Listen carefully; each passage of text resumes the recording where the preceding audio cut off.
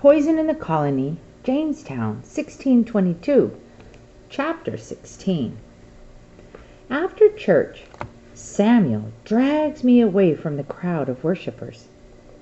"What?" he asks simply. He knows me well. "I can find her," I whisper. He glances around furtively, making sure no one can hear. "I'll go with you." "Is it over land or water?" "Water." "We need a canoe," I say. He thinks a moment. "Go tell your mother I'm taking you fishing. Then go home and find any food you can. I'll meet you where the fishing canoes are docked." At our cottage I wrapped stale bread and summer apples in a cloth sack. It is now or never. Sunday is the only day we can get away from work, and in a week the African woman may well be dead from hunger. Samuel has brought along 2 fishing sticks to make the fishing trip official. As we push the canoe into the river, he asks, "Upstream or down?"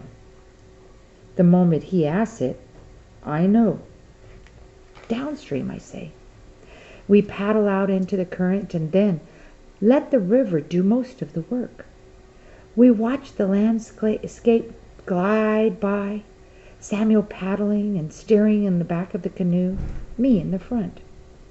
We both search the shoreline for the lightning-damaged oak.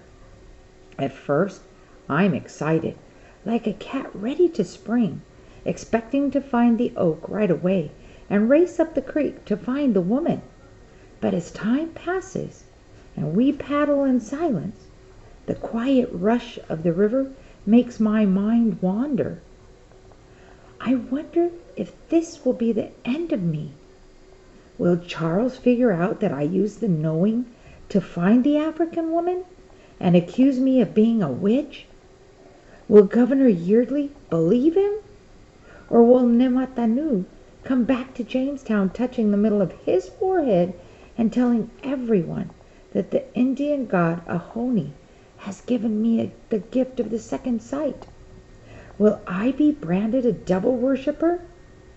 I imagine the pyre, lit to burn me, and the strangling cord. "Virginia, what is it?" Samuel's voice is urgent. It shakes me out of my morbid thoughts. "What is what? Why did you moan like that?" I am shocked to realize I moaned out loud. I take a deep breath. If I can trust anyone with my thoughts, it's Samuel. "Do you think the Powhatans worship the devil, the way Reverend Buck says?" I ask. Samuel dips his paddle into the water and pulls, dips and pulls. "They marry and they love their children the way we do. They play games and create music and dances the way we do. They have laws the way we do and punish those who break the laws we do. When they fight their wars, they have rules about it the way we do. They share their food with each other and are kind to their animals and respect their elders. I don't see how they can be so much like us and be devil worshippers. Maybe they worship the same God as we do and just have a different name for him. That's what I think," he says. Then he adds quickly, "But you can't tell anyone I said that." "I won't tell," I promise. "Why do you ask?" "Because the day Nematanu came to Jamestown, as I was leaving, he spoke to me with his hands. I am almost certain that he spoke of the knowing, even though I thought it was gone. He saw that it was still there." Samuel is silent, and I listen to the swish of our paddles in the river. I continue. "If Nematanu knows I have it, and if that means that it comes from their God and not ours, then I must be possessed by the devil, just like they said about my grandmother. There, I've said it." Suddenly, I feel a shower of cold water against my back. I swing around.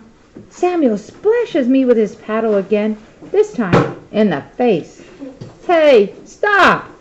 I splash my paddle into the river and send a spray of water at him, but more water ends up in the boat than on him. "Don't sink us," he shouts, but he is laughing, and by now I am laughing too. "Virginia, you being possessed by the devil is the most ridiculous thing I have ever heard," he says. "I don't know if Okius or Ohoni or the Great Spirit have anything to do with our God, and I don't know what Nematanu was really saying to you that day. But I will ask you this.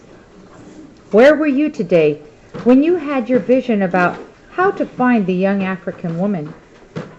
"In church," I say quietly. "Exactly. The devil doesn't go to church.